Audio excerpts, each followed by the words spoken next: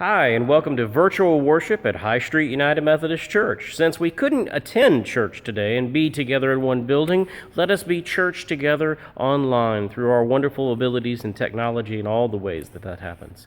You know, our plan was to have church today. We had made plans, we had made designs, I had prepared a sermon, the choir had prepared a wonderful, wonderful anthem for us. There was practice by Carrie and all those who were musicians, by Andy. Everybody worked together to make plans for this. And then it didn't happen.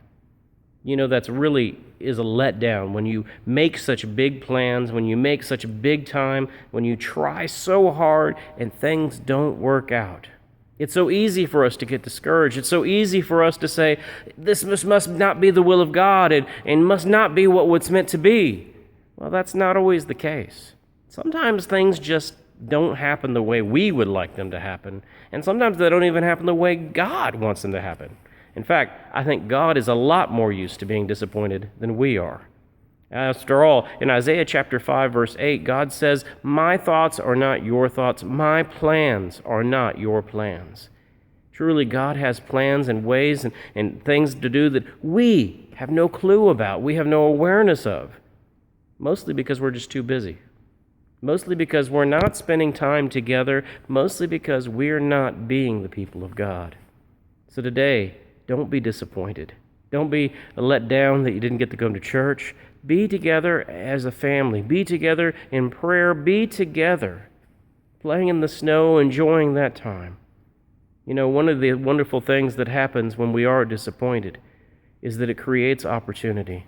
Within every crisis, whenever every troubled time we have, there is an opportunity to move into a new chapter. Just like a book.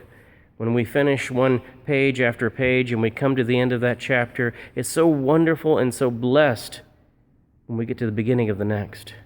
To find out who done it in a mystery, to find out who she falls in love with in a romance novel, to find out who we will be in our story with God.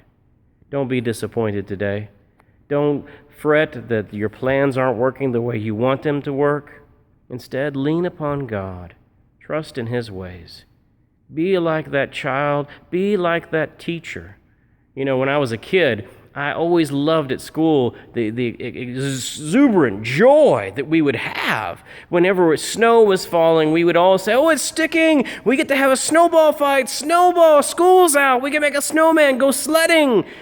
And I remember looking over at my teacher one time in the 4th grade, Mrs. Pike, and she had this wry smile about her face. Part of it I knew was that she realized that we were going to have to make up all this work.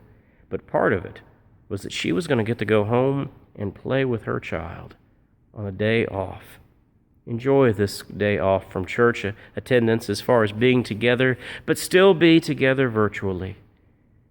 Experience joy. Even when your plans don't work, understand that God still has a greater plan for you. Even when you're disappointed, understand that God still has a way for you to move forward. Friends, don't give up. Don't lose heart. Simply be with God and make peace.